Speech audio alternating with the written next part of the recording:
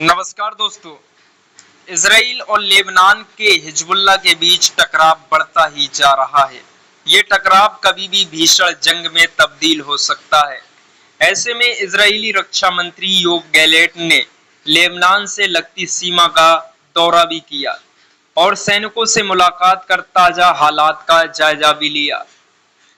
Border पर पहुंचे Israeli रक्षा मंत्री ने कहा है कि इजराइल शांति चाहता है। अब यहां पर एक बात नोट करने की है, लेकिन हिजबुल्लाह यदि हमले जारी रखता है तो इजराइल जंग से पीछे नहीं हटेगा।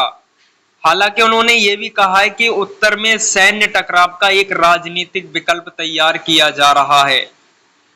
और दूसरी बात यह है कि रक्षा मंत्री ने यह भी कहा है, गैलेंट ने कहा है कि हमारे विकल्प महत्वपूर्ण हैं। हम दोनों पर काम कर रहे हैं। पहला कि सशक्त सैन्य बल को तैयार करना और दूसरा कि राजनीतिक विकल्प तैयार किया जा रहा है। ये हमेशा बेहतर होता है। हम युद्ध नहीं चाहते, लेकिन मजबूर किया तो किसी को छोड़ेंगे भी नहीं। ये कह रहे हैं इजराइल के रक्षा मंत्री योव गैलेंट ने।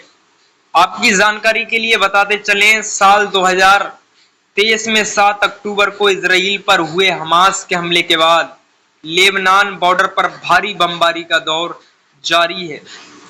इजराइल की सेना जहां लेबनान के अंदर घुसकर हिजबुल्लाह के ठिकानों पर बमबारी की, वहीं जवाबी कार्रवाई के तहत हिजबुल्लाह ने भी रॉकेट की बारिश भी कर दी थी।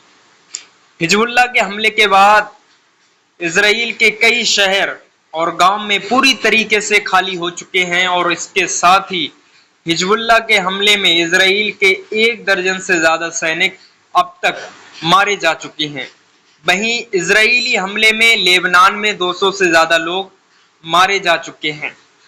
आपकी जानकारी के लिए बताते चलें कि उधर इजरायली सेना ने गाजा पट्टी में एक बार फिर जबरदस्त बमबारी की, तो इजराइल के इस ताजा हवाई हमले में 7 लोगों की मौत हो गई।